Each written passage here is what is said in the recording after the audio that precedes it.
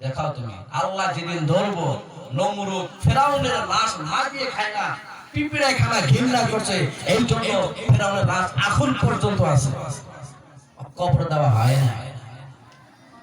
আবু লাহাব বেঈমানগিরি করেছিল, আর লাশ বসে বসে মরছে, বন্দর ঠেলার বগলে যাওয়া যায় না। আবু জেহেল নাবালিগ দুইটা সন্তানের হাতে মারা গেছে এই বেঈমানগিরি করার জন্য। করো, এরকম মানুষ দুনিয়াতে আছে না নাই বলেন? আছে না নাই? আর না নাই কি আপনারা দেন নাই? আপনার ঘরে নৌকালে আঙুরে চলে একটা সালা ফেলার মধ্যে আছে। ভাইরা আমার, বলতেছিলাম আমার আল্লাহ কয় বান্দা তোদেরকে আমি আল্লাহর ইবাদতের জন্য বানাইছি, আমি মাওলার ইবাদত কর। ইবাদতের বিনিময়ে বান্দা তোদের জন্য বড় একটা পুরস্কার বানায়া রাখছি। দুনিয়ার জমিনে যে কোনো মানুষ যে কোনো কাজকর্ম করুক বাবা, নিজের স্বার্থে বিনা স্বার্থে কাজ করে না, করে লাভ ছাড়া কোন মানুষ কাম করে? কথা বলেন না কেন আপনারা? না খারাপ পাইতেছেন না? শেষ করে আমি চাই অন্য বুঝে তুলে দিই, বক্তার অভাব নাই আলহামদুলিল্লাহ। যদি আমার কথা যদি আপনারা খারাপ পান তাহলে বলেন, কোনো অসুবিধা নেই, আমার কথা একজন ভালো নাও লাগতে পারে, ঠিক না গো? কিন্তু কথাবার্তা যদি কিছু না কম তাহলে তো আমি ওটাই ভাববো যে আপনারা আমার খারাপ পাইতেছেন, বাবা শোনা ভালো লাগতেছে না আপনাদের।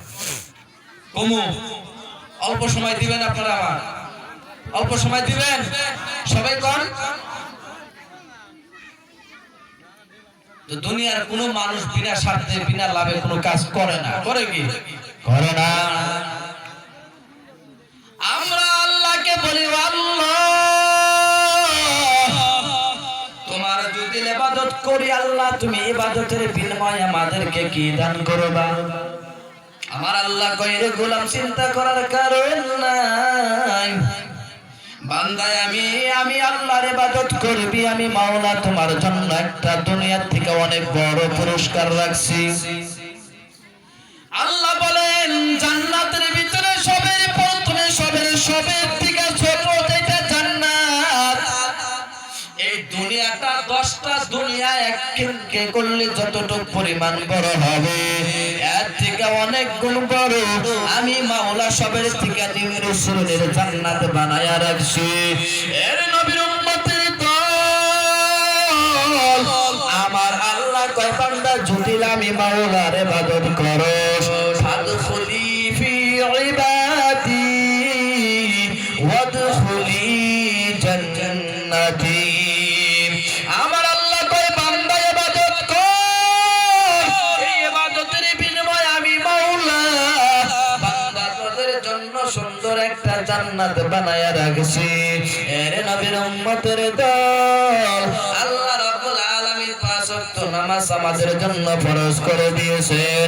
এই 5 ওয়াক্ত নামাজ যদি আদায় করো আমার আল্লাহ ওয়াদা করেছেন ওই বান্দাকে বিনি হিসাবে জান্নাতে দিবে। অল্প শিক্ষারে দেয়া বলো না সুবহানাল্লাহ, আরো জোরে আরো সুবহানাল্লাহ। এত লাহাইকা শক্তি কমে গেছে মনে হয়। আমার আল্লাহ কয় জান্নাত দিব, জান্নাতে কি কি বস্তু রাখছি জানো নি?